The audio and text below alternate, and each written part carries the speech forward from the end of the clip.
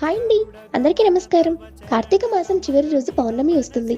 ఈ రోజు చంద్రుడు సంపూర్ణంగా వెలుగుతాడు. అందుకే దీన్ని పవిత్రమైన దీపోత్సవ పౌర్ణమి అంటారు.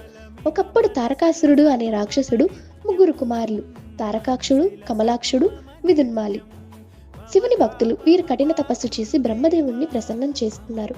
బ్రహ్మదేవుడు వీరికి 3 బలమైన పట్టణాలు ఇచ్చాడు. ఒకటి బంగారంతో, రెండవది వెండితో, మూడవది ఇనుముతో తయారైనవి. 3 నగరాలు ఆకాశంలో, గగనంలో, భూమిలో సంచరిస్తూ ఉండేవి.